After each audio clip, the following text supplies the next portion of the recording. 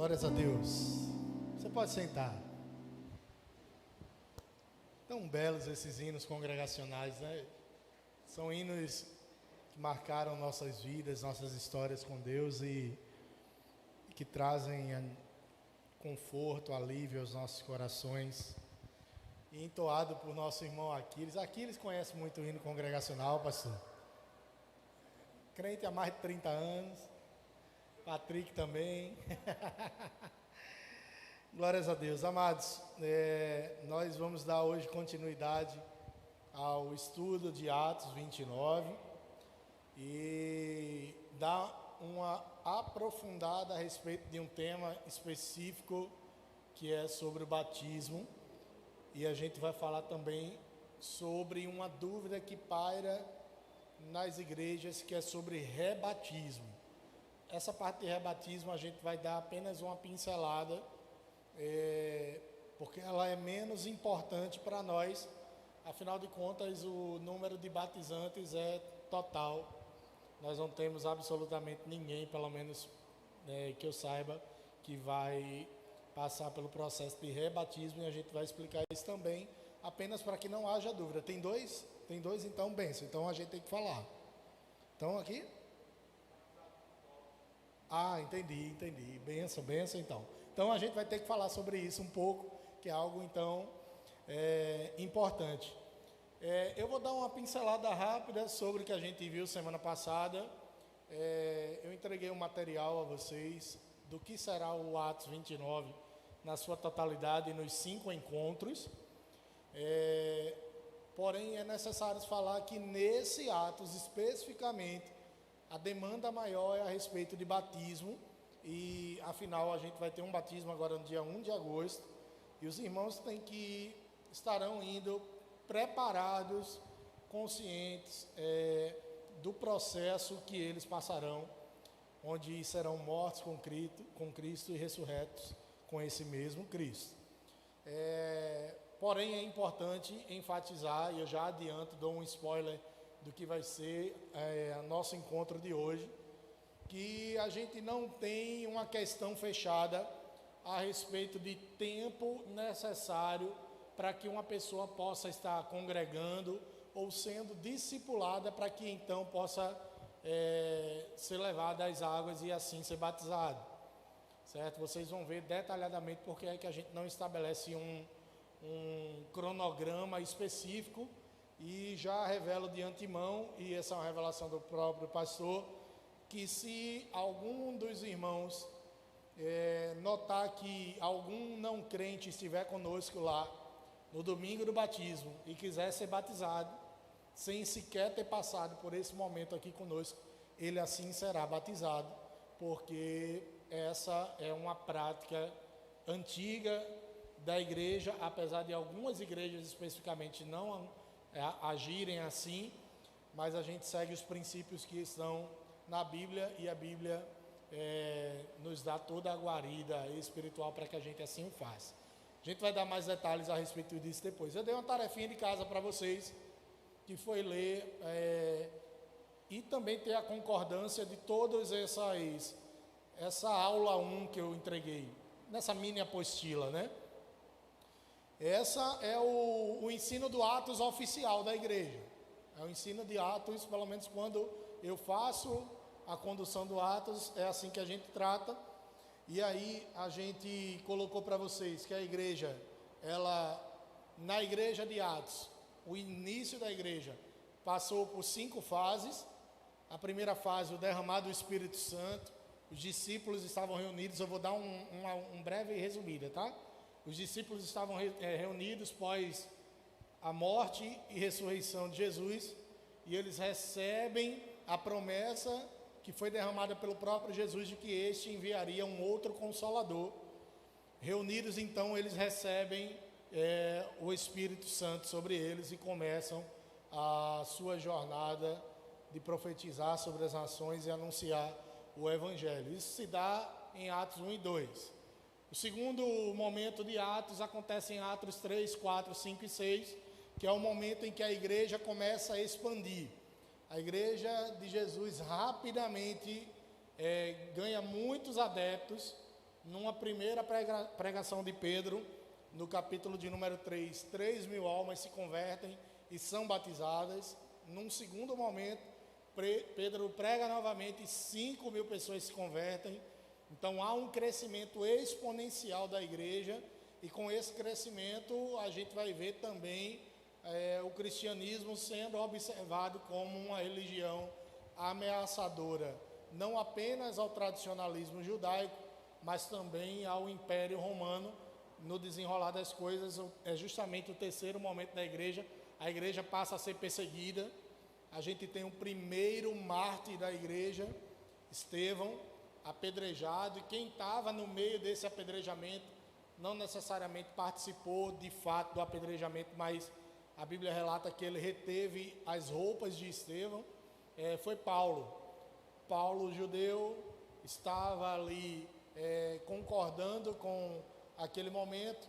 Estevão é morto, e no momento em que ele estava sendo morto, ele vê os céus abertos, e ele ascende aos céus como o primeiro mártir da igreja. Aquilo ali é um simbolismo importantíssimo, porque depois de Estevão a gente vai ter vários e vários cristãos perseguidos. O próprio Paulo, de perseguidor da igreja, passa a ser perseguido. Esse é o quarto momento da igreja em Atos. Paulo, ele passa a construir a igreja e expandir a igreja para além de Jerusalém, vai por toda a Ásia evangelizando, chega em algumas regiões da Europa. Tem um momento da vida de Paulo que ele diz assim: olha, eu não tenho mais para onde ir, tudo que eu já podia evangelizar, eu já evangelizei, e agora eu vou lançar uma nova empreitada. E essa empreitada era fenomenal. Ele manda uma carta à igreja de Roma, em que ele vai doutrinar a igreja.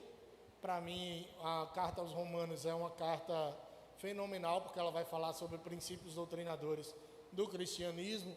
Só que não apenas isso. Nos capítulos finais de Romanos ele vai dizer: olha, eu quero usar a estrutura de Roma para chegar onde eu ainda não cheguei, que é na Espanha. Obviamente a Espanha não era constituída ainda como a gente conhece hoje, mas era o fim do mundo conhecido. A gente está falando de 2.000 anos atrás. A América, por exemplo, vai ser conquistada apenas 1.500 anos depois. Então Paulo, ele vai trazer uma expansão gigantesca para o cristianismo, sem nenhum tipo de proselitismo. Inclusive, Paulo, ele não vai querer convencer de forma barata ou rasa as pessoas de se converterem. Afinal, a própria experiência de Paulo de conversão foi extremamente profunda, e aqui eu preciso falar sobre isso. Algumas pessoas ainda hoje confundem ou acham que Paulo e Saulo foi tipo uma mudança de nome estabelecida pelo próprio Cristo no encontro com Paulo a caminho de Damasco, mas não. O nome Saulo era um nome oriundo do judaísmo, o nome Paulo oriundo do latim. Afinal, Paulo tinha essa dupla cidadania. Então Paulo, ele vai expandir as fronteiras do cristianismo, e a gente tem o último momento da igreja em Atos, que é a continuidade da igreja, essas viagens missionárias de Paulo, os conflitos existentes entre cristãos oriundos do judaísmo e cristãos oriundos do mundo fora do judaísmo, os problemas na igreja. Tem gente que olha assim: a nossa igreja deveria ser como a igreja primitiva. Eu morro de pena. A igreja primitiva era cheia de bronca, cheia de problema. Deixa eu falar para vocês alguns problemas. Por exemplo, na igreja de Corinto. A igreja de Corinto, ela tinha, por exemplo, 2 homens, um que era patrão e o outro que era empregado, que estavam brigando dentro da igreja, como se fosse uma causa trabalhista, e os irmãos preferiram levar a causa para um tribunal pagão do que levar a causa para um tribunal. A gente tem que lembrar que o sacerdote, anteriormente, ele era visto como um juiz, um conciliador. Até hoje eu acredito, né, pastor, que o senhor tem que mediar alguns conflitos entre irmãos da igreja, sim ou não? Marido e mulher é o que não falta. Tem que sentar no gabinete, conversar, alinhar. E aí Paulo vai escrever: rapaz, vocês preferem ouvir os pagãos do que ouvir pessoas que estão dentro da igreja. Dentro da igreja de Corinto tinha um trisal, vamos dizer assim, de um padrasto com a sua esposa e o filho do padrasto fazendo ali, não era um relacionamento simultâneo, mas a mulher tinha relacionamento com o enteado e com o pai do rapaz. Veja, igreja primitiva, que a gente olha como a igreja referência. É óbvio que essa igreja, ela recebeu muito do Espírito Santo, ela viu muitos milagres, ela viu Deus agir tremendamente, mas essa igreja rapidamente desenvolveu problemas também. Por que é que eu estou falando disso?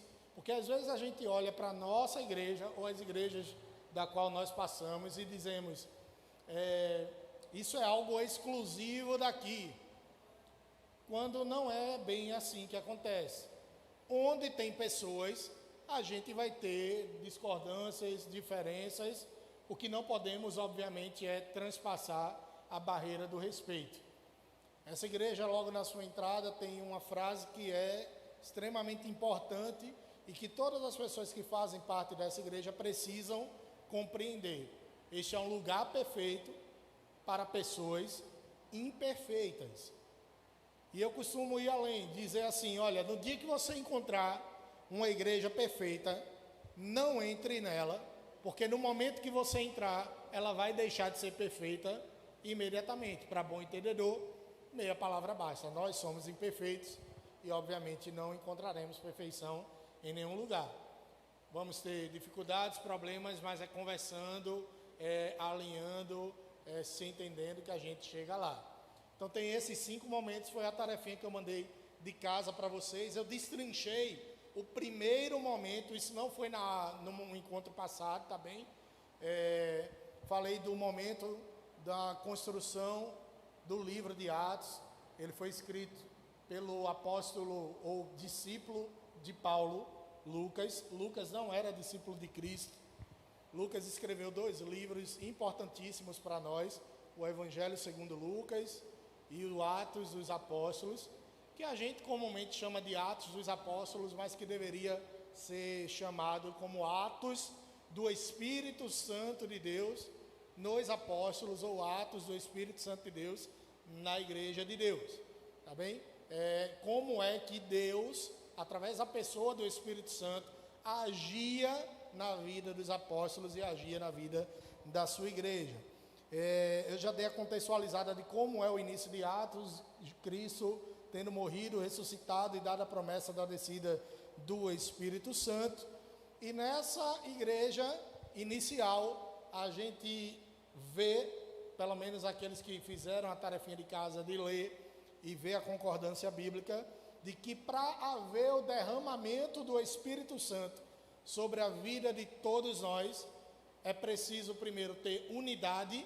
E ao falar daqui a pouco sobre batismo, vocês vão ver detalhadamente a importância dessa unidade. Todos os apóstolos estavam reunidos. É muito provável de que, se eles não tivessem reunidos conforme Jesus ordenara, o Espírito Santo não iria descer sobre a vida deles. Então, uma igreja, para ser cheia do Espírito Santo, ouça bem isso, ela precisa estar unida. O movimento do Espírito Santo, ele não acontece de maneira individualizada, apesar de algumas pessoas manifestarem os dons do Espírito Santo individualmente, e esses dons não podem servir a nós mesmos, eles devem servir à igreja e à comunidade. São 9 os dons do Espírito, e a gente vai detalhar isso um pouco mais à frente, tá bem? A gente lembra mais sempre de falar em línguas, de interpretação de línguas, mas existem tantos outros. Então, é uma condição indispensável para que haja o derramamento do Espírito entre nós, que a igreja esteja unida. Mais uma vez, a gente vai conseguir ter unanimidade de pensamento? Garanto que não. Deus não nos fez robôs, Deus não nos fez numa única forma, nem formato físico, nem sequer naquilo que nós temos a capacidade de raciocinar e pensar. Eu penso uma coisa, pastor Leandro pensa uma outra coisa, pastor Cássio pensa uma outra coisa, pastora Jeane outra coisa, mas ainda assim nós encontramos coisas em comum dentro daquilo que nós acreditamos, e dentre essas coisas que nós acreditamos, nós pensamos, dá para a gente permanecer unido, caminhar juntamente com a igreja, e se você tem pensamentos parecidos com os nossos, você é muito bem-vindo para viver a unidade que é a igreja de Cristo neste lugar.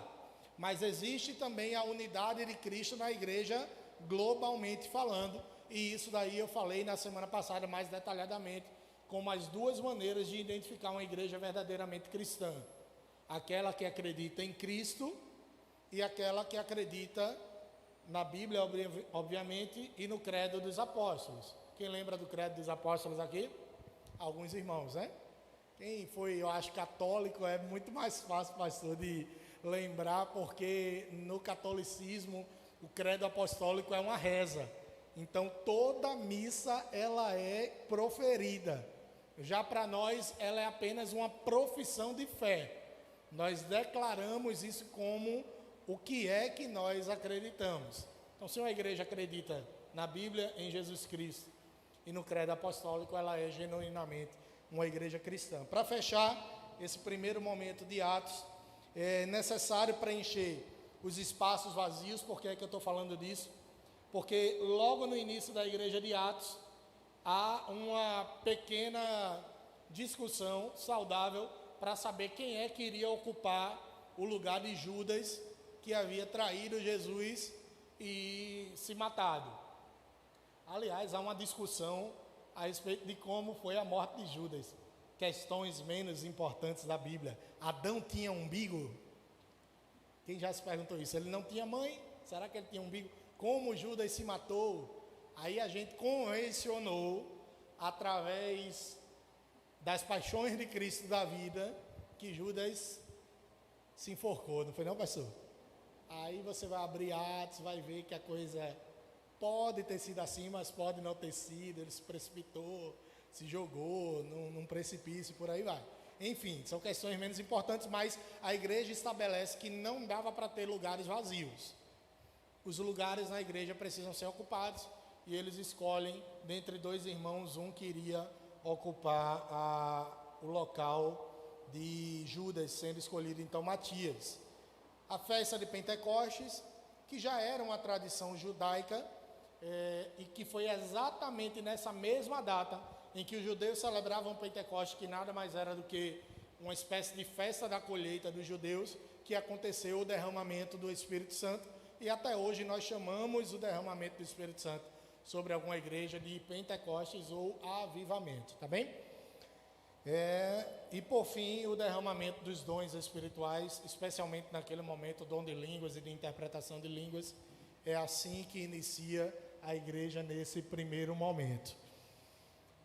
O segundo momento, eu queria que vocês acompanhassem aí, antes a gente partir para batismo em si, tá bem?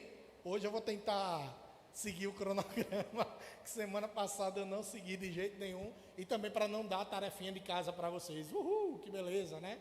Já tenho tantos afazeres, aí o cara ainda bota tarefa de casa, sendo eu, já falei isso, sendo eu tão atarefado, mas tem que ter umas tarefinhas também. As ações do Espírito Santo, pode pular, aí.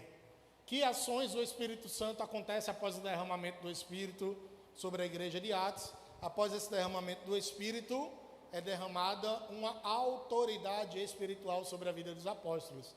Veja bem, quando o Espírito de Deus toma conta de nossas vidas, é derramada uma autoridade espiritual sobrenatural sobre cada um de nós.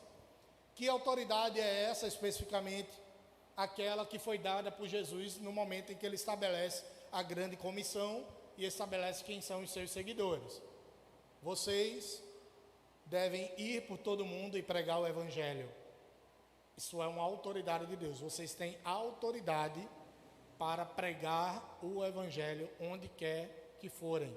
Aliás, a gente usa uma tradução, ide por todo mundo e pregai o evangelho, o mais próximo do original, na realidade, é indo por todo mundo, ou seja, uma constância. É uma ordenança, mas é constantemente. Por onde quer que você for, onde você estiver indo, você pregue o Evangelho.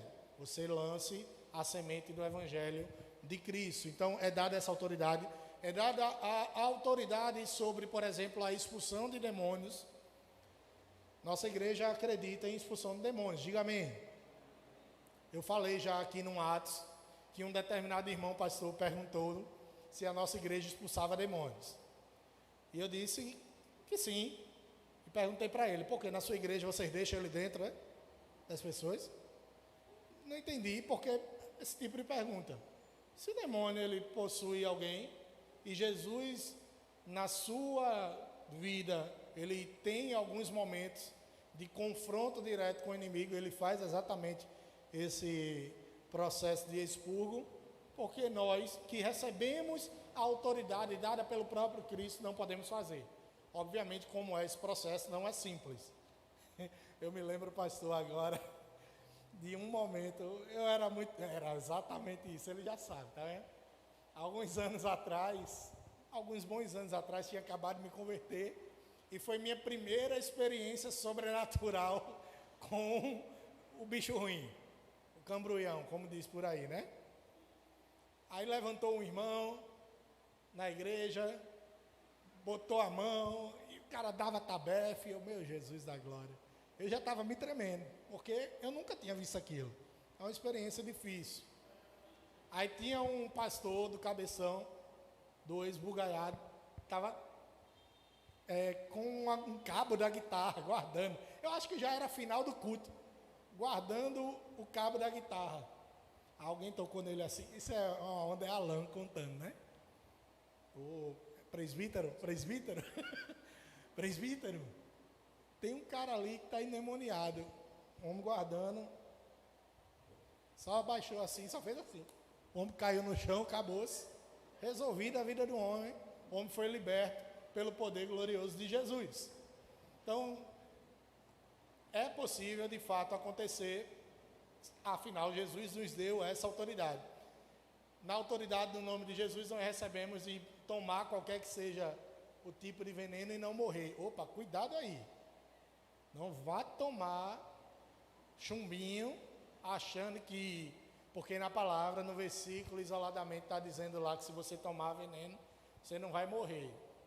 Lembre, não tentarás o Senhor teu Deus, né?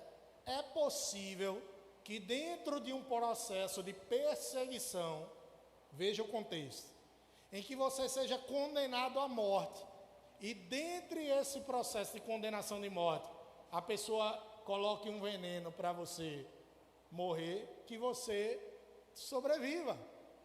É possível. Assim como é possível que mesmo dentro de um processo desse, você não sobreviva e morra. Só que qual é a certeza do cristão? Que o viver é Cristo e o morrer é lucro. Então, eu estarei agora na pátria celestial com um novo corpo glorioso, e isso é um lucro tremendo. E não tenho por que ter medo de morrer. Eu tinha 5 ou 4 medos na minha vida. Medo de morrer, terrível, pastor. Eu me lembro um dia, eu tinha medo de morrer e medo dos meus pais morrerem. Um dia eu abracei minha mãe, chorando. Ai, mãe. Ela, o que foi, menina? Eu soluçava e não conseguia dizer. Até que um momento eu disse, a senhora vai morrer um dia. Isso já faz 30 anos, quase. Não é que a bicha está firme e forte. Sabe o que aconteceu com manhã por esses dias? Manhã estava numa missa, pastor. E era numa laje, segundo, terceiro pavimento. E não tinha muro a laje. Só que o inteligente da casa decidiu colocar nas vigas de ferro uns... Como é o nome daquele pano? Umas malhas. Umas malhas para decorar a laje. Aí manhã foi escorar, sabe o que aconteceu? Virou uma rede, ela ficou balançando, numa malha extremamente fina, uma senhora pesada e não caiu. E eu morrendo de medo de manhã morrer. Eu tinha medo de morrer, eu tinha medo de escuro. É pecado ter medo de escuro, pastor? Não, né? Coisa estranha, né? Tinha medo de seringa. Até o dia que eu tomei umas 10 injeções num dia só e depois desse dia o negócio acabou. Mas tem um medo que eu não passo. Eu vou pedir no final para o pastor orar por isso, tá bom? Os pastores façam uma corrente forte. Se tiver um copo com água também, uma rosa ungida, me entrega. Medo de trovão. Morro de medo de trovão. Esses dias a minha esposa dizia, um dos dias estava trovejando, tem calma que aqui no prédio tem para-raio. Aí foi que eu não dormi mais. Aí não tinha mais condições de dormir. Enfim, eu não vou tentar o Senhor, nosso Deus, mas se for, obviamente, para morrer, viver é Cristo, morrer é lucro. Continuando, ao derramamento, houve uma grande pregação do Evangelho. Pedro ainda no capítulo 2 de Atos prega e 3.000 almas se convertem. Há uma ação impactante da igreja. Veja, toda a igreja que recebe um derramamento do Espírito Santo sobrenatural, ela vai impactar fortemente tudo que está ao seu redor. Na igreja de Atos, isso foi visível a partir, primeiro, da conversão, segundo, do batismo dessas 3.000 pessoas e da mudança de vida completa que essas pessoas tiveram. Eu preciso dizer isso a vocês. O que a gente pensa hoje sobre volta de Jesus é totalmente diferente do que essa igreja pensava. Essa igreja acreditava firmemente que Jesus iria voltar a qualquer momento. Jesus tinha acabado de morrer, Jesus tinha acabado de ressuscitar, Jesus tinha passado alguns dias ensinando e comendo com os discípulos, até que ele ascendeu aos céus e deixou o Espírito Santo sobre a vida dos apóstolos. Mas aqueles homens acreditavam, ele vai raiar das nuvens a qualquer momento. É o que os apóstolos chamavam de parousia. A parousia era o que os reis faziam, ou que os servos dos reis faziam na volta triunfal desses reis de determinadas guerras. Quem já assistiu aqui Gladiador? Alguns dos irmãos, né? Eu já assisti aquele filme 38 vezes, porque eu passo para os meus alunos.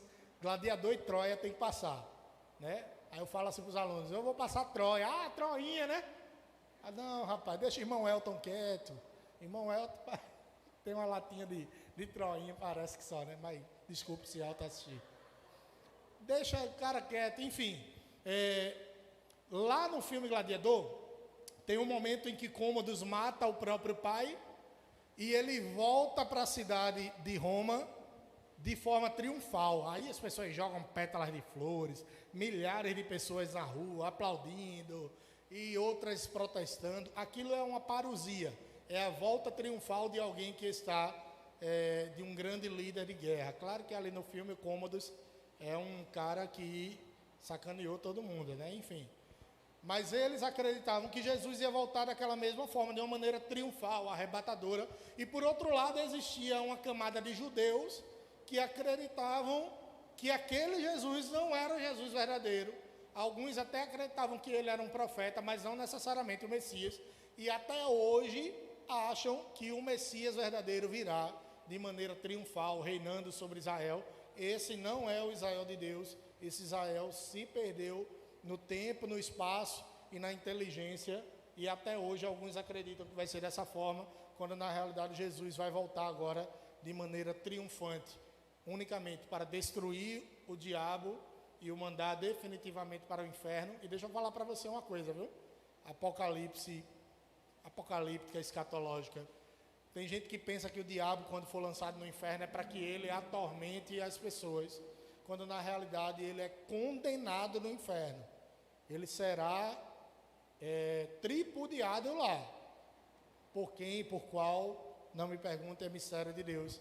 Mas ali é um lugar de castigo inclusive para o diabo. E nesse momento final, Jesus arrebatará a sua igreja, os mortos ressuscitarão primeiro, obviamente, e nós iremos para o novo céu e a nova terra. Qual experiência você queria ter? Eu tenho minhas dúvidas, viu, pastor? Morrer e ressuscitar juntamente com todos os santos, ou ser arrebatado? Que duas experiências maravilhosas. Qualquer que seja ela, eu quero dizer sobre a sua vida, que já aceitou Jesus, você, de uma forma ou de outra, estará com Jesus. Glórias a Deus. O que é que acontece ainda nesse processo? Uma grande realização de prodígios e milagres. O derramamento do Espírito, ele vem atrelado a um crescimento quantitativo, qualitativo, e vem atrelado também a mudanças e milagres. Eu falava em outro Atos que não fiquem espantados se nos próximos dias nós vermos paralíticos começarem a andar nessa igreja. Você pode dizer amém? Deus não mudou, Ele é absolutamente o mesmo. Não achem que isso pode ser charlatanismo, e de fato o charlatanismo existe em algumas determinadas situações. Basta você ligar algum tempo atrás no canal 7, você via isso bem. Estou sendo bem claro aqui para os irmãos, sem muita arrudeio, né? Aí agora, Jesus puniu o pessoal e botou um canal de desenho animado no lugar. Só pode. Mas existe ainda o agir de Deus sobre a vida da igreja. Paralíticos podem andar, cegos podem voltar a enxergar, pecadores podem ser chamados de filhos, e todos esses são processos e milagres vividos por uma igreja cheia e repleta pelo Espírito Santo de Deus. Não há milagre maior do que o que nós vivenciamos na noite de ontem, quando pecadores se arrependeram nesse altar e aceitaram Jesus, deixaram sua condição de pecador e condenado ao inferno, para agora caminhar no caminho da justiça e da luz, que é Jesus Cristo. E isso é sobrenatural. Todos nós vivemos, em certa medida, o sobrenatural de Deus em algum momento, especialmente na nossa conversão. A pregação do Evangelho, há uma ação impactante da igreja e aos prodígios e milagres. E hoje a gente vai adentrar especificamente, após todo esse processo de crescimento da igreja, de conversão de pessoas, e de pessoas se decidindo a entregar-se ao ponto de se batizar, dúvidas e explanações a respeito de batismo, ok? Quantos aqui já são batizados? Levante sua mão e diga amém. Amém. Quantos aqui vão se batizar no dia 1? Glória a Deus. Deixa eu falar uma coisa que vem ao meu coração agora para as pessoas que vão se batizar. Algumas lutas acontecerão daqui até o dia 1 de agosto. Talvez dezenas de lutas. Tudo isso porque vocês tomaram uma decisão importantíssima sobre a vida de vocês, que é de descer as cidades com Cristo e ressurretos com Ele. Não deixem de forma alguma que qualquer que seja a luta nesses próximos dias, que impeça de vocês chegarem na Praia de Maria Farinha no dia 1 de agosto desse ano. O que Jesus vai fazer na vida de vocês e através da vida de vocês será algo grandioso. O diabo, ele não é onisciente, ele não sabe de todas as coisas, mas ao ver o posicionamento de vocês, pode ter certeza que à espreita como ele se encontra, ele tentará das mais variadas formas, usando familiares, usando situações em que, por exemplo, um carro pode se quebrar, usando situações das mais variadas possíveis para que você não esteja naquele lugar, ou até mesmo tentando lançar no seu coração um sentimento de que você não é digno de descer as águas, porém, quebre todo um sentimento que possa vir sobre a sua vida daqui até lá. Vocês não apenas serão batizados naquele dia, como pela primeira vez cearão e sentarão à mesa do Senhor. Diga amém. E os vossos irmãos estarão aqui para dar todo e qualquer apoio necessário para que vocês cheguem até o final desse processo, que não acaba no descer das águas, que não acaba no ingerir o pão e tomar do cálice, ele persiste durante toda a nossa caminhada. Eu queria fazer algo diferente agora que o Espírito propõe em meu coração. Quem já é batizado, eu queria que sentasse ao lado de alguém que vai se batizar nessa noite. Vocês poderiam fazer dupla? Voluntariamente, nossos irmãos queridos, se vocês puderem sentar-se. Quem é batizado aqui, levanta-se agora, procura um não batizado e senta-se ao lado dele. Eu não programei nada disso, viu, meu irmão? Absolutamente nada disso. Se tiver algum número ímpar sobrando, aí você faz um trio, mas eu quero pelo menos uma pessoa que adote pelo menos uma ou dois irmãos que vão se batizar. Tenho 2 irmãos aqui. Já é batizado, meu irmão? Vai se batizar? O senhor também. Meu pastor, pode ficar com o nosso irmão aqui também? Vá para ali, meu irmão. Amém. Que bênção. Mas o pastor já adotou uma criança ali agora também? Você é ligeiro, hein? Deixa eu falar uma coisa para você que Deus sabe, amados, que eu não programei. Veja bem, você vai adotar essa pessoa daqui até o dia 1 de agosto. Você pode dizer amém? Eu queria que no final você trocasse o telefone com ela. Queria que no final você trocasse alguma forma de contato, para que você, conhecendo ou não conhecendo essa pessoa, pudesse encorajá-la daqui até o dia 1. E Deus possa usar irmãos que já fazem parte do corpo de Cristo a atraírem outros irmãos que farão parte desse mesmo corpo. Vocês podem dizer amém? Glória a Deus. Tarefinha de casa, eu disse que não ia dar, dei uma das mais difíceis possíveis, não é? Vamos seguir. Batismo, uma questão de unidade. Abram suas Bíblias em Efésios 4, do 4 ao 6. Se algum dos irmãos puder trazer um gole d'água, eu agradeço. Se tiver suco de cajá, melhor ainda. Só não traga graviola. Olha, que exigência é essa, meu irmão? Que cara exigente. Estou brincando, obrigado, irmão. É porque a goela vai se embora logo, pastor. O senhor conhece, né? Efésios. Deixa eu acompanhar aqui para dar mais celeridade. 4, do 4 ao 6. A palavra de Deus diz assim: há um só corpo e um só Espírito, da mesma forma que a esperança para a qual fostes chamados é uma só. Preste atenção. Há um só Senhor, há uma só fé, um só batismo, um só Deus e Pai de todos, que é sobre todos, por meio de todos e em todos. Isso é muito profundo. E a cada um de nós foi concedida a graça conforme a medida repartida por Cristo. Eu avancei até o versículo 7. Que chamado é esse? Um chamado pela unidade. Veja o que eu falei anteriormente, quando a gente deu aquela pincelada em Atos. Só houve o derramar do Espírito de Deus sobre a igreja, quando a igreja estava em unidade. Você acha mesmo que Pedro pensava igual a João? Você acha mesmo que João pensava igual a Tomé? Absolutamente não. Eu ouso falar, inclusive, que se algum dos discípulos ali, por qualquer que fosse o motivo, não estivesse, aqueles que foram diretamente escolhidos por Jesus, possivelmente não haveria o derramamento do Espírito.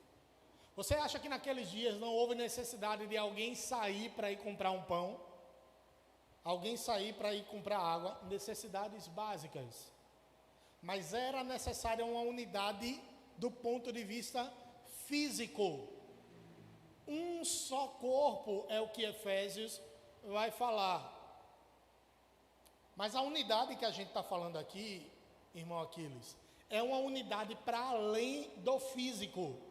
É uma unidade que rompe a barreira do físico e chega ao metafísico, ao transcendental, ao espiritual.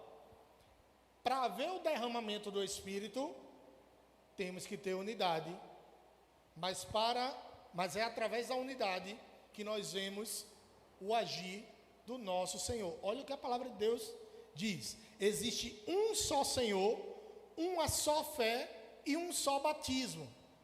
O que é que a Bíblia está querendo dizer com isso através do apóstolo Paulo? Todo aquele que acredita num Senhor que é diferente do nosso Senhor, não faz parte da unidade da igreja de Cristo. Todo aquele que tem uma fé que seja diferente da fé que nós professamos, que fé é essa? Eu torno a dizer, a fé em Jesus, a fé na Bíblia e a crença, a profissão de fé do credo apostólico, ele está exercendo uma fé que é diferente e ele não pode ser considerado da unidade de Cristo. Há um só batismo. Aquele que não se submeter a uma coisa que até o próprio Jesus se submeteu, não pode estar dentro do corpo de Cristo. Jesus se submeteu ao batismo. E vocês vão ver daqui a pouco que o batismo de João, ele era em água e com um propósito, para o arrependimento. Jesus se submeteu a esse batismo. Tu já pensou, Jesus se submetendo a uma coisa em que ele não precisava se submeter? Jesus precisava se arrepender? Jesus não tem nenhum tipo de arrependimento, porque nele não há nenhum tipo de pecado. Nele não há sombra nem variação. Logo, ele não precisava participar de um ato em que ele não seria lavado verdadeiramente. Mas ainda assim, ele precisava mostrar que ele também faz parte desse único corpo. O único corpo onde ele é o cabeça e nós somos todo o restante do corpo, dos mais variados membros possíveis. O capítulo 17 de João, para mim, é o capítulo mais lindo da Bíblia. Eu vou dar outra tarefinha de casa para vocês. Leiam o capítulo 17 de João. João 17 é a oração sacerdotal de Jesus. E Jesus começa no Getsêmani, momentos antes de ser preso, e na sexta-feira ele seria morto, a orar por seus discípulos e por aqueles que viriam a crer através dos discípulos. Jesus orou por mim e por você.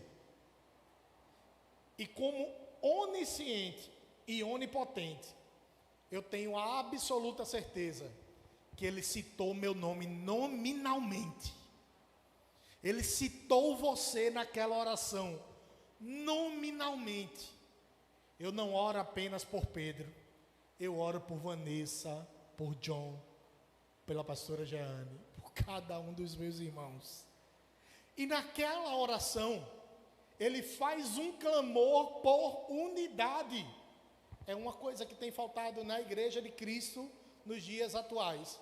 E ele coloca uma condição que é extremamente pesada, dizendo o seguinte no capítulo 17 de João: Deus, que os teus filhos sejam um só, como eu sou em ti e tu és em mim, para que o mundo creia que eles foram enviados por nós, que eles verdadeiramente são nossos filhos. Eles só vão crer quando eles forem um só. Olhe para a história da humanidade, olhe para a história da igreja, coisa que a gente destrinchou na semana passada, e eu ouso falar que em nenhum momento da história nós fomos um só. E provavelmente, até a volta de Jesus, nós não seremos um só. Mas o desejo de Deus é que nós sejamos. Então é preciso ter um coração predisposto a viver em unidade. Paulo, quando vai escrever aos Coríntios, aquela igreja problemática que eu falei lá no início, que tinha o trisal, que tinha os dois caras que brigavam num tribunal pagão, em vez de brigar dentro da igreja. Não é que brigar dentro da igreja é melhor, né, gente? Pelo amor de Deus, né? Mas de resolver seus problemas dentro da igreja. Ele vai escrever para essa igreja, irmão Aquiles, dizendo o seguinte: olha, existem 4 partidos dentro da igreja. Tem o partido de Paulo, tem o partido de Apolo, tem o partido de Cefas, Pedro, e tem o partido de Jesus. Está tudinho errado. Aí você diz, até o partido de Jesus era o pior partido que tinha. Que dizia assim: eu não me submeto à autoridade espiritual de Paulo, eu não me submeto à autoridade espiritual de Apolo, eu não me submeto à autoridade espiritual de Cefas, eu sou bom demais para esses caras, eu me submeto à autoridade apenas de Jesus. Paulo estava clamando por unidade. A história da igreja é um clamor por unidade. Jesus, no capítulo 17 de João, Paulo escrevendo aos Coríntios, e mais uma vez agora Paulo escrevendo aos Efésios: olha, vocês precisam ser um só. Observe o contexto. Paulo está falando a mesma coisa para uma igreja extremamente problemática que era a de Corinto, e está falando a mesma coisa para uma igreja extremamente saudável que era da igreja de Éfeso. As duas estão nos dois lados, nas duas pontas da gangorra, mas ainda assim o desejo é um só. É necessário alimentar a unidade dentro das igrejas, e essa unidade, mais uma vez, vocês não podem sair daqui falando que é um único pensamento. Não é. A unidade é observar que Jesus é o nosso Salvador e termos crenças que são semelhantes e nos aproximam. E no momento que essas crenças nos distanciarem, a gente pode resolver. Como é que se resolvem as diferenças? Murro no olho, dedo no olho, chute? De jeito nenhum. A gente resolve conversando.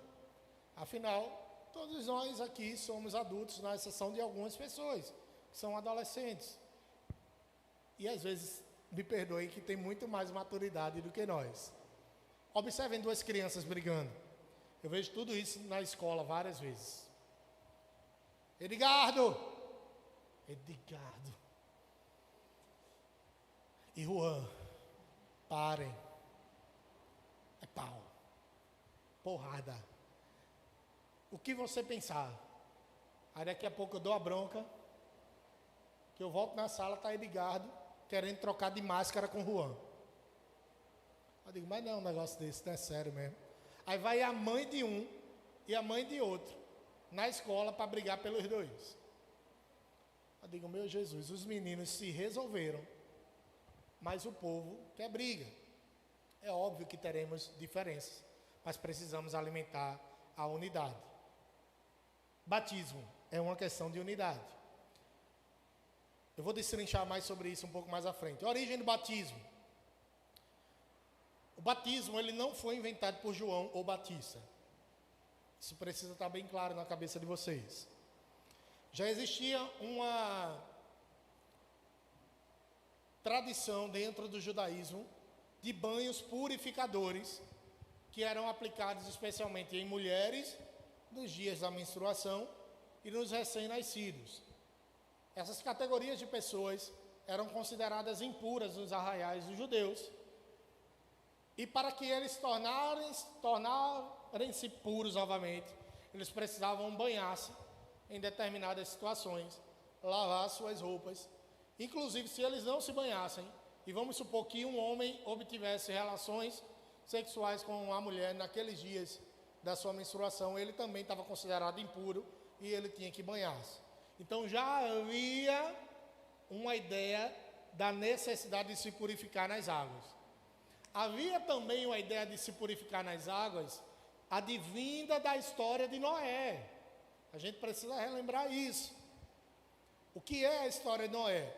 Deus purificando a terra através de um dilúvio. Em Números, a Bíblia vai falar que Deus não é homem para que minta, nem filho do homem para que se arrependa. Números 23. Só que em Números 6, vai dizer que Deus se arrependeu de ter feito a humanidade. A tradução de João Ferreira de Almeida não foi a mais feliz. Deus se entristeceu de ter feito a humanidade. Veja, Deus não é triste, mas naquele momento ele se entristeceu. Jesus não é triste, mas ele não chorou no momento da morte de Lázaro? Ali ele se entristeceu. E para purificar toda a humanidade, ele derrama um grande dilúvio global e purifica toda a humanidade, restando apenas Noé, sua esposa, seus 3 filhos e suas 3 noras. Então já havia dentro da cultura judaica uma ideia da importância de águas serem purificadoras. Essa ideia foi ampliada como uma inserção de fazer com que estrangeiros que começaram a conviver dentro dos arraiais judeus, eles se tornassem atuantes nas práticas judaicas. Você nunca vai ver um judeu batendo na sua porta e posso falar da palavra de Jesus? Jesus não, porque ele não acredita. Posso falar da palavra de Yahvé? Judeu não vai fazer isso. Mas existiam, irmão Rickson, estrangeiros que viviam nos arraiais judeus e que se identificavam com a cultura judaica e como uma forma de abraçar aquele povo, ainda que Deus por vezes não aceitasse muito isso, mas em determinado momento ele tolera, elas eram submetidas aos banhos purificadores que outrora eram derramados apenas sobre as mulheres menstruadas e as crianças recém-nascidas, e enfim eles eram inseridos em algumas tradições judaicas, não todas, em algumas tradições. Eles eram, vamos dizer assim, tolerados dentro do ambiente do judaísmo. Veja que a gente está avançando continuamente, até que chega João. Tem gente que acha que o nome de João era João Batista, não era. João é o Batista. Batista é a função dele. Tente trocar João Batista por batizador. É uma palavra estranha. João, aquele que batiza. João, o batizador. João, por ter crescido dentro dessa tradição, ele vai dizer, olha, não apenas mulheres, não apenas crianças e tampouco os estrangeiros devem se submeter a descer as águas, mas toda e qualquer pessoa, seja do sexo masculino, feminino, judeu, gentil, que ocupe algum cargo eclesiástico, qualquer que seja a situação, ele deve descer as águas, porque esse batismo que eu vos batizo é em água e para o arrependimento. Ele era unicamente uma simbologia de que a pessoa de fato estava arrependida dos seus pecados. Em determinado momento da vida de João, alguns saduceus chegam para ser batizados. Aí João provavelmente era um cara muito ácido, muito sanguíneo, raça de víboras. O cara confrontou para saber se os caras estavam querendo mesmo se batizar. Ele não ia deixar de batizar de jeito nenhum, mas ele precisava colocar na cabeça daquelas pessoas qual era a real condição delas, de pecadoras. Os soldados foram se batizar. Aí João diz, antes de se batizar, parem de pegar toco. Foi assim. Já tinha toco naquela época, viu? Já tinha um negócio, era sério. Parem de pegar dinheiro ilícito. Aí depois vocês vêm se batizar. Eu não estou falando que isso é um mal específico dessa área, não. Existem tantas outras áreas, obviamente. Mas ele precisava despertar a consciência nas pessoas de que elas eram pecadoras. E aquele batismo não iria trazer absolutamente nada místico se a consciência não tivesse mudado. João, então, amplia a ideia de batismo. Onde é que ele realizava esse batismo? No Rio Jordão. Aí você poderia fazer a primeira pergunta capciosa. Ué, mas se Jesus batizou no Rio Jordão, eu tenho que me batizar lá, não é não? Tenho que me batizar. Primeiro, Todos nós temos a condição de ir para lá? Absolutamente não. Eu vou falar uma história um pouco mais à frente para vocês, que vai ser um pouco engraçada, mas vai ser importante para dizer, precisa ser em água. A única condição é em água, porque senão, João estava dizendo assim, eu vos batizo em água do Rio Jordão. Em água, só precisa disso. Avança aí um pouquinho. Se tiver alguma dúvida, por favor, me interrompam, falem. Em nome de Jesus, não deixa eu falando só não, viu? A submissão de Jesus ao batismo e as lições desse episódio. Primeiro, mesmo não tendo pecados, Jesus se submeteu à autoridade espiritual de João. Eu preciso falar isso aqui a vocês para deixar bem claro. Eu, pastor Bruno, não acredito em cobertura espiritual, mas eu acredito em autoridade espiritual. Jesus submeteu a sua vida espiritual à autoridade de João Batista. Tanto é que ele só inicia verdadeiramente o seu ministério após o batismo. E muitas pessoas dizem que Jesus iniciou o seu ministério pós-batismo fazendo milagre, quando na realidade após o batismo Jesus é levado para o deserto pelo Espírito Santo para ser tentado pelo diabo.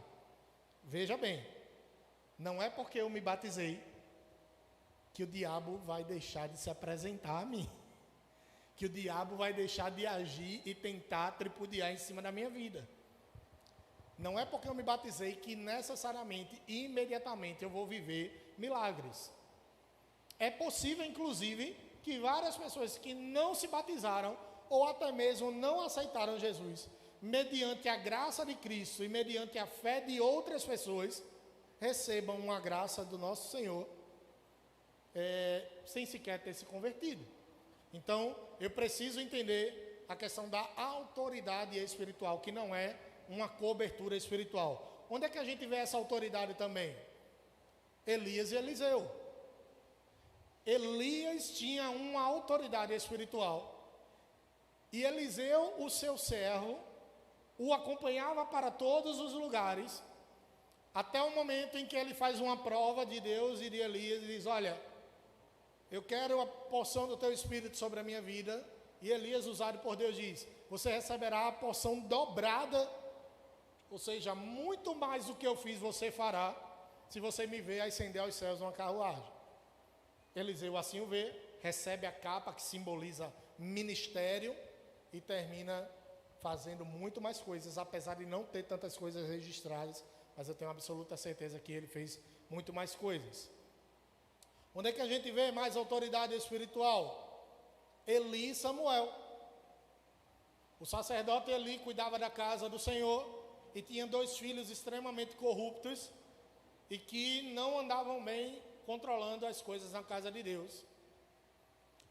Samuel se submeteu à autoridade espiritual do sacerdote Eli. E veja que a autoridade espiritual não é uma questão hereditária. Isso é importante enfatizar.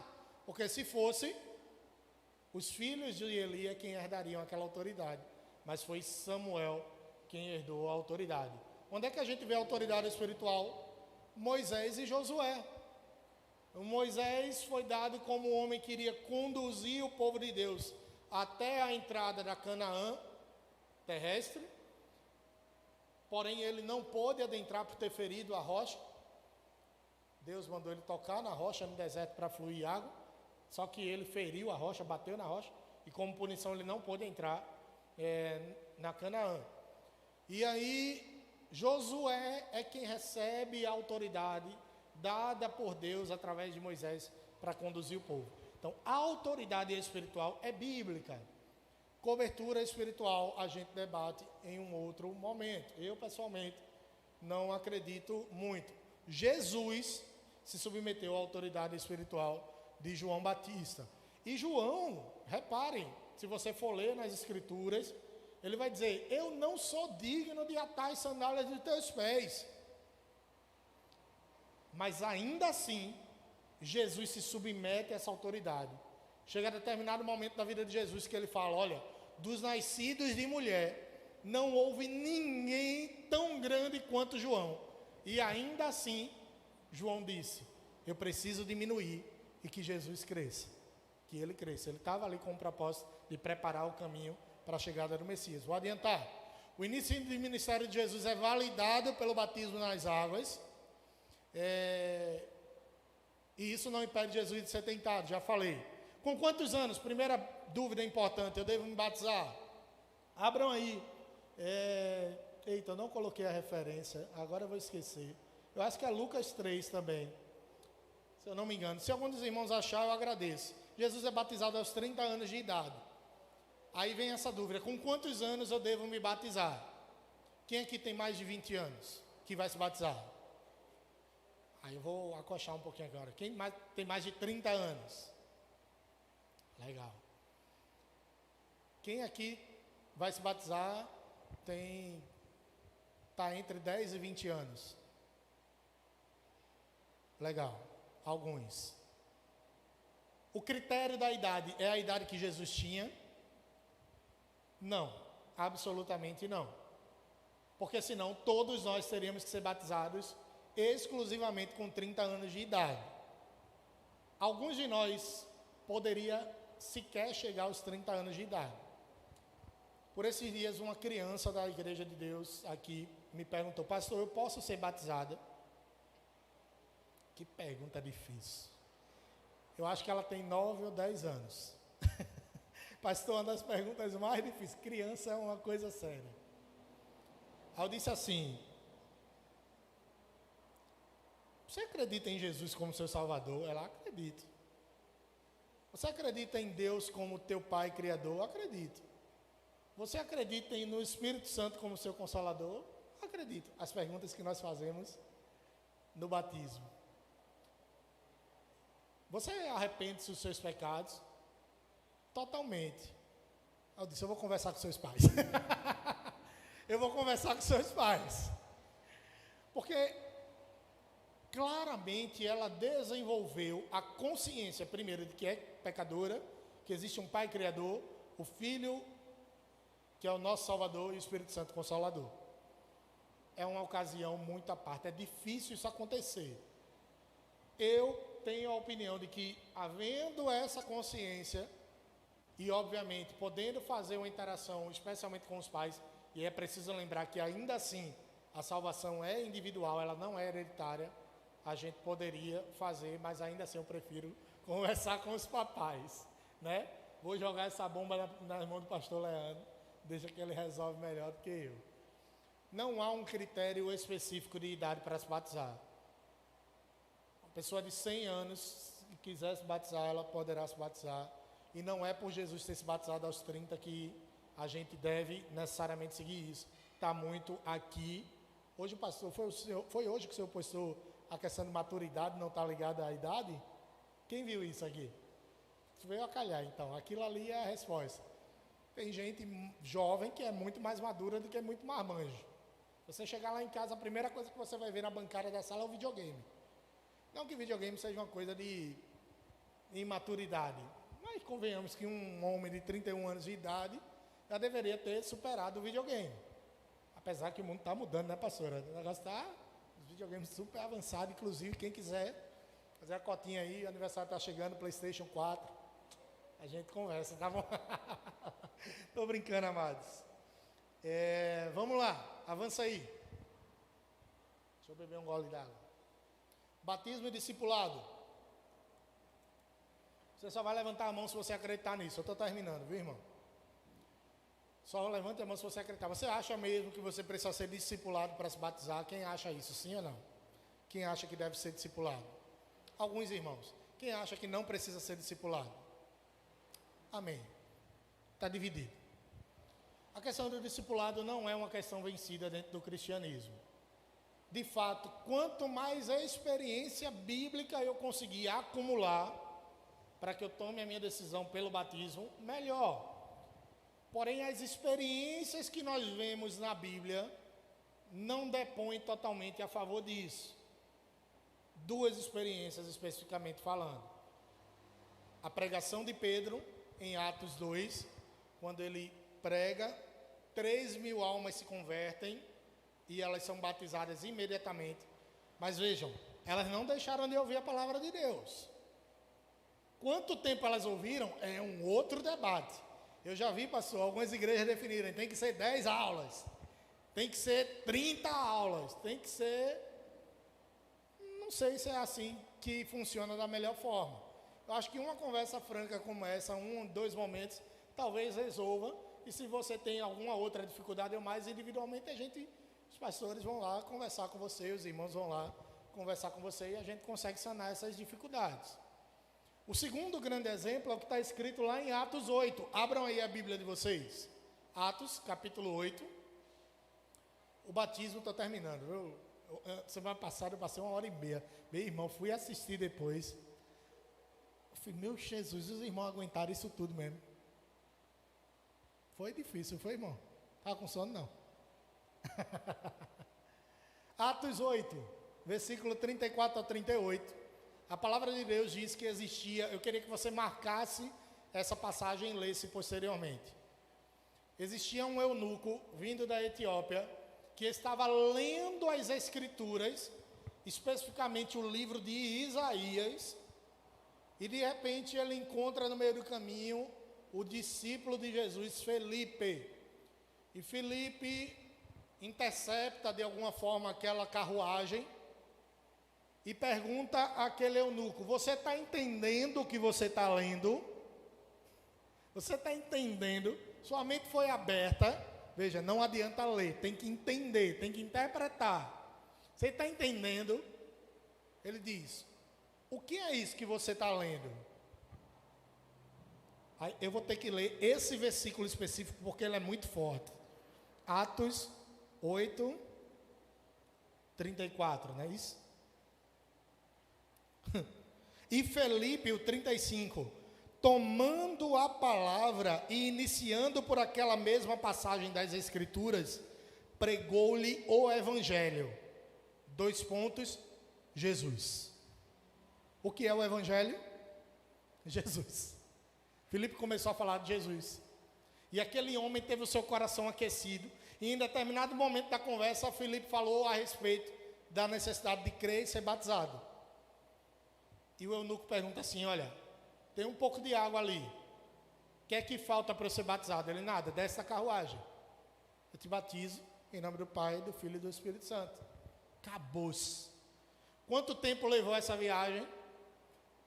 Eu não acho que mais do que 12 horas. Pela experiência que eu assisti de Shrek. Ninguém passa muito tempo de uma carruagem.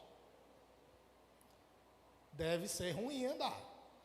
E se tiver um burro falante, fazendo a gente já chegou, não dá. Mas em qualquer cenário, andar numa carruagem não deve ser legal. Ele não deve ter passado mais de 12 horas pregando. O tempo especificamente para se discipular uma pessoa para o batismo, de verdade, é pouco importante. O importante é que a pessoa tenha a consciência clara do que é o Evangelho, Jesus Cristo. Se ela tem essa consciência, através do ouvir, e a fé vem pelo ouvir a palavra de Deus. Essa semana eu vi uma coisa maravilhosa. Se a fé vem pelo ouvir a palavra de Deus, a descrença vem pelo parar de ouvir a palavra de Deus. Quando nós paramos de ouvir. Meu Deus, eu vou ter que falar isso, pastor. Tem igreja que não tem mais fé, porque as pessoas pararam de ouvir a palavra de Deus. Pastor, vamos pregar a palavra. Pastora, vamos pregar a palavra. Pastor Cássio, vamos pregar a palavra. Pastora Cléo, onde queres que ouve-me, vamos pregar a palavra.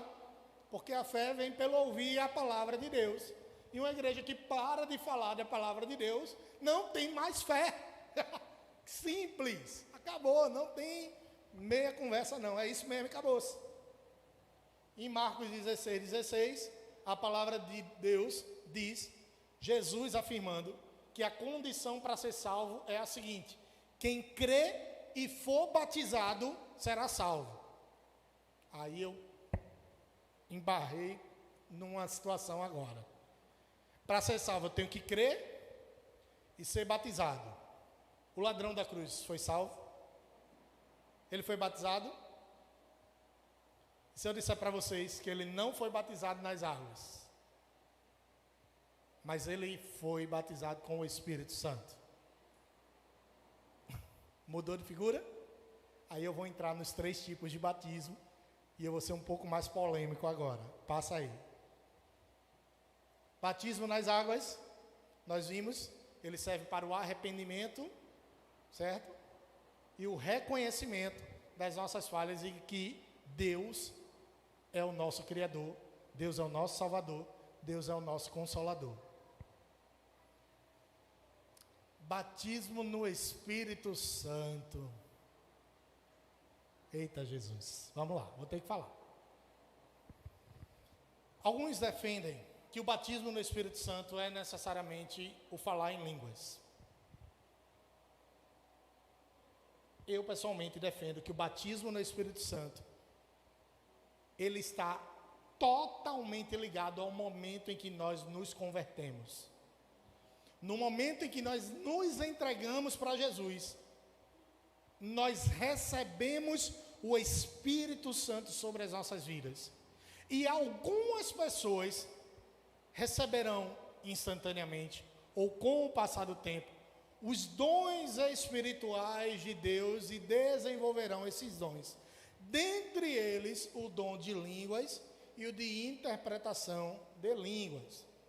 Óbvio que a gente tem aqui uma condição um pouco difícil, porque lá em Atos 2, quando há o derramado do Espírito Santo, instantaneamente os apóstolos começam a falar em outras línguas.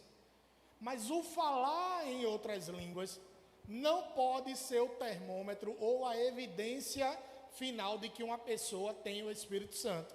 Afinal, se essa fosse a evidência, nós não veríamos pessoas, muitas vezes, que falam bastante línguas estranhas, ou que têm qualquer outro dom de cura, milagre, conhecimento, sabedoria, fé, qualquer outro esse dom, praticando pecados de maneira tão escancarada como nós vemos. A condição é crer e ser batizado.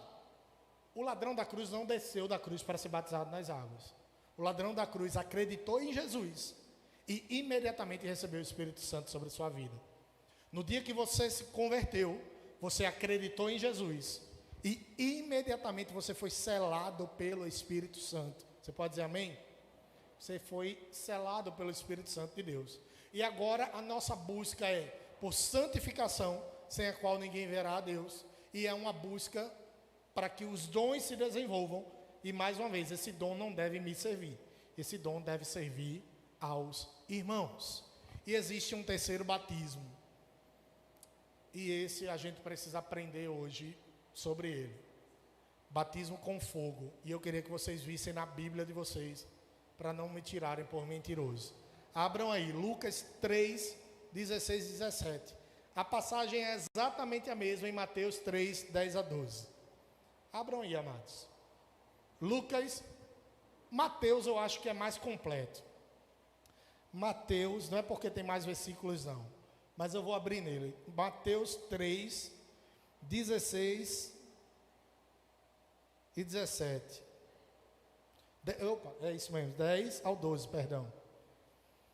Eu vou dar uma liçãozinha aqui de exegese. O que é exegese? Na teologia a gente chama de contextualização bíblica. Um texto isolado vira pretexto para virar uma heresia. Eu não posso ler um texto sozinho. Eu tenho que ler o contexto em que ele está inserido e dentro desse contexto entender inclusive onde ele está sendo aplicado, em que cultura está sendo aplicado. Por exemplo, eu não posso dizer, mulheres, vocês devem se calar durante um culto. Aquilo é um contexto específico para aquela cultura, porque senão a pastora Jeane não pregaria, a pastora Cléo não pregaria, a gente não receberia, como tantas vezes nós recebemos através dessas servas do Senhor, tá bem? Então, a gente tem que aprender isso. Essa vai ser a parte um pouquinho mais chatinha, tá bom? Mateus 3, do 10 ao 12 diz assim, veja bem, viu? O machado já está posto à raiz das árvores.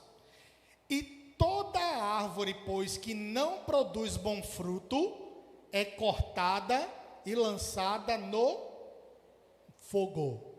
Guarda bem essa palavra. Fogo. Nesse caso, você está achando que é algo bom ou uma punição? É uma punição. Eu, em verdade, vos batizo com água. É João Batista que está falando. Para o arrependimento. Mas depois de mim vem alguém mais poderoso do que eu. Tanto que não sou digno nem de lavar as suas sandálias. Ele vos batizará com o Espírito Santo e com fogo. 2 batismos. Com o Espírito Santo e com fogo. Só que no versículo anterior, fogo não era bênção. Fogo era punição. Aí vem o versículo posterior, que é para comprovar que tudo isso, quando se fala em fogo, é punição. Ele traz a pá em sua mão e separará o trigo da palha. Recolherá no celeiro o seu trigo e queimará a palha no fogo que jamais se apaga. Fogo nos 3 versículos. No primeiro é punição. No terceiro é punição. No segundo é bênção. O contexto não é de fogo sendo bênção. Eu acredito sim que o elemento fogo, em determinadas situações da Bíblia, ele é bênção. O fogo está posto e o ouro ele vai ser refinado ali por aquele fogo. Bênção, tratamento. Mas aqui não é tratamento, aqui é punição. E quando se fala em fogo nesse contexto, a gente está falando de um batismo que não é para o arrependimento, de um batismo que não é para o selamento do Espírito Santo. É um batismo como punição. É o inferno. As pessoas, isso é difícil. É difícil de entender. Por que usar o nome batismo? Poderiam usar o outro nome, mas ele quis usar isso. Por que motivo? Não sei. Batismo com fogo. Pare de pedir ele. Pare de pedir para ser batizado com fogo. Porque batismo com fogo é ir para o inferno. Batismo com água, eu me submeto. Batismo no Espírito eu recebo assim que aceito Jesus. Batismo com fogo serão sobre a vida daqueles que não aceitaram Jesus. Estou terminando. Já falei isso 3 vezes. Batismo e rebatismo. Primeira coisa, o batismo tem que ser por imersão ou aspersão. Imersão é quando você dá aquela mergulhada. Eita, que maravilha, eu lembro do primeiro. Foi o senhor que me batizou, não foi, pastor? Foi. Ali era Granja Paraíso, eita Jesus. De noite, na piscina maravilhosa, gelada, por imersão. Tem outras igrejas que fazem batismo por aspersão. Jogam um pouco de água. Eu fui rebatizado. Eu fui batizado na igreja católica, quando era criança. E eu fui rebatizado, já adolescente, quando aceitei Jesus e caminhei dentro do protestantismo. Eu defendo o batismo por imersão, apesar de não encontrar problemas num batismo por aspersão. Geralmente, as igrejas que fazem um batismo por aspersão, jogar um pouco de água, elas aceitam as igrejas, pessoas que passam para lá e que vieram do batismo por imersão, elas aceitam. Já quem faz por aspersão não aceita, precisa fazer o chamado rebatismo. A gente vai falar sobre isso rapidamente daqui a pouco. Por que eu acredito por imersão?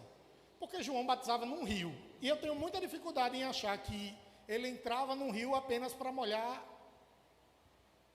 assim.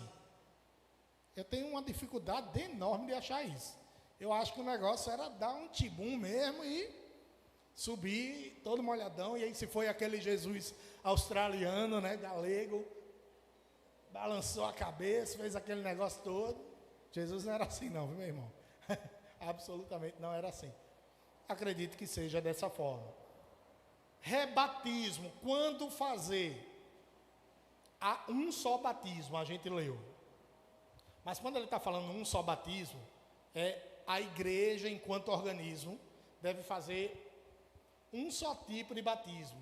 Isso se perdeu com o tempo, porque cada igreja faz um batismo diferente. Eu falei 2 tipos, aspersão e imersão, mas existem tantos outros. A igreja ortodoxa grega, por exemplo, dá pena.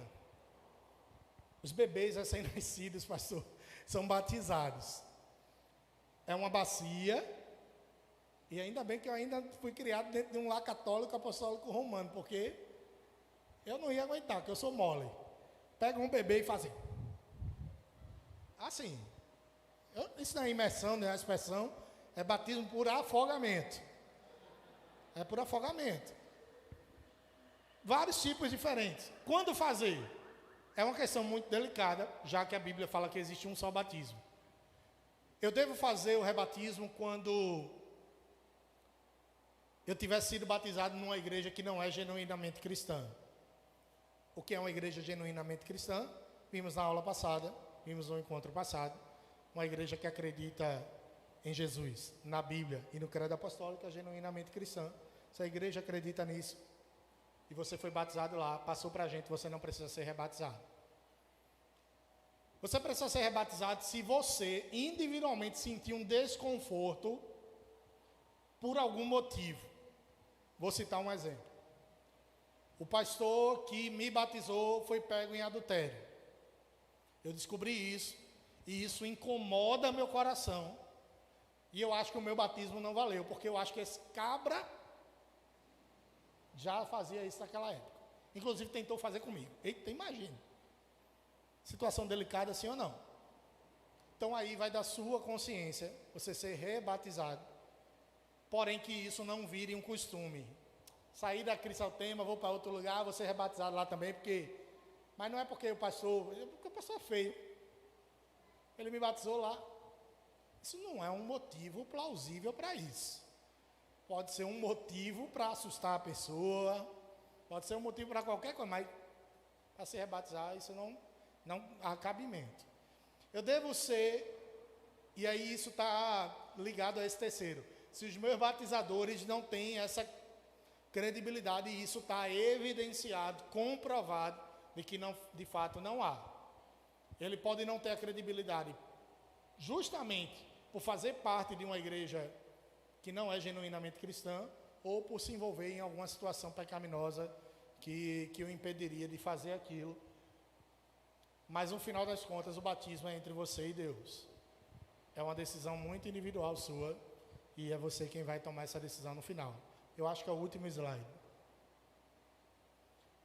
Posso me batizar sozinho? Chego na praia, eu me batizo em nome do Pai, do Filho e do Espírito Santo. Morto com Cristo, ressurreto serás com Ele. Ativo e passivo na hora de se batizar. Que história é essa, meu irmão? Na Bíblia não há nenhum relato próximo a isso. Qual é a nossa bússola? A Bíblia. Ela proíbe? Não. Mas se não está relatado, melhor não fazer. Eu tenho um livro aqui, de um teólogo chamado Jeremias Klein. E ele fala o seguinte, o nome do livro é Batismo e Rebatismo. Veja só. Uma questão batismal interessante foi comunicada pelo bispo de Metz, Bertoldo, ao Papa Inocêncio III, em 1206. Não existiam igrejas evangélicas nessa época. Então essa era a igreja. Um judeu em perigo de morte, encontrando-se somente entre judeus, imergiu a si mesmo em água com as palavras: eu me batizo em nome do Pai, do Filho e do Espírito Santo. Amém. O Papa, pronunciando sobre o caso na carta Debitum Pastoralis Officiale, a Bertoldo, afirma que deve haver diferença entre quem batiza e quem é batizado, como se deduz do mandamento do Senhor aos apóstolos em Mateus 28, 19. O judeu em questão teria de ser batizado de novo por outro para mostrar que é um batizado, que é o batizado, e o outro é quem o batiza. A Bíblia não regulamenta, mas a convenção humana chegou a essa decisão, e isso veio perdurando até os dias de hoje. Tem uma outra passagem nesse livro que é fenomenal. Eu vou ter que ler ela, porque ela é em certo ponto engraçada. Questões diversas sobre a validade do batismo. Veja essa história, verídica. Quanto à necessidade do elemento água no batismo, a história assinala um caso insólito. No século XIII, na Noruega, algumas crianças foram batizadas com cerveja, por escassez de água. Informado sobre o assunto, o Papa Gregório IX, em carta a Sigurdo, o arcebispo de Dorthem, em 8 de julho de 1241, pronuncia: respondemos que quanto àqueles que foram batizados com cerveja, não se deve considerar devidamente batizados, posto que, segundo a doutrina evangélica, deve-se renascer da água e do Espírito. A água é um elemento essencial. Não é necessariamente, como nós falamos, a água do Rio Jordão, mas tem que ter água. Nada de água com puro malte, nada com água com lúpus, lúpulos, né? Sei lá qual é o nome daquele negócio, cevada, nada disso. Água e cabuz. Há algo místico no batismo? Não. Você não vai entrar na água e sair brilhando como o vampiro de Crepúsculo. Sair voando. Não vai. Eu já vi pessoas entrarem na água e ao subirem começar a falar em línguas. E aquilo gerou um avivamento instantâneo em toda a igreja. Raríssimo. Não é de se ver todos os dias. Eu creio que Deus pode fazer um sobrenatural naquele dia. Quantos creem aqui? Amém. Mas não é nada místico. É um posicionamento de arrependimento para que nós possamos compreender que somente Ele é nosso Salvador e nós não podemos nos salvar. A confissão pública no batismo. Quando você for ser batizado, você precisará responder algumas perguntas. Quem for lhe batizar, nosso pastor Leandro, pastor Cássio, pastora Jeane, pastora Cléo, ou eu, vai pedir para você fazer uma mugangazinha com a mão, bonitinho. Tapar a respiração é importante para não entrar água. Tem gente que quer se batizar por dentro. É tanto pecado que abre a boca. Jesus, me batiza por dentro também. Mas ele vai lhe perguntar: você crê no Senhor Deus Pai como seu Criador? E você vai fazer sua profissão pública de fé dizendo que sim. Você crê em Jesus como seu Salvador? Sim. No Espírito Santo como seu Consolador? Se você crê, se você se arrepende dos seus pecados, e aí ele vai te batizar em nome do Pai, do Filho e do Espírito Santo, e no final dizer que você está morto com Cristo e ressurreto com Ele. Eu termino justamente falando sobre isso. Abra aí sua Bíblia em Romanos 6. Essa passagem é magnífica e reveladora. Eu encerro aqui, de verdade. Romanos 6, do 4, 5 e 8 apenas. A palavra de Deus diz assim: fomos sepultados com Ele na morte, por meio do batismo, com o propósito de que assim como Cristo foi ressuscitado dos mortos, mediante a glória do Pai, também nós vivamos uma nova vida. Batismo permite que eu viva uma nova vida. Batismo permite que eu seja ressuscitado. E aqui a gente vai ter uma discussão sobre batismo nas águas, batismo no Espírito Santo. Se desse modo nós fomos unidos, voltou à unidade. Batismo é uma questão de unidade. A Ele, na semelhança da sua morte, com toda a certeza, seremos também na semelhança da sua ressurreição. Versículo 8. E mais, se morremos com Cristo, cremos que também com Ele viveremos. É essa a promessa. Você será morto com Cristo, mas não ficará morto. Você ressuscitará como Cristo ressuscitou. Diga amém. Que Deus ele possa abençoar vocês. Se for necessário, né, pastor, mais algum momento de batismo, a gente traz.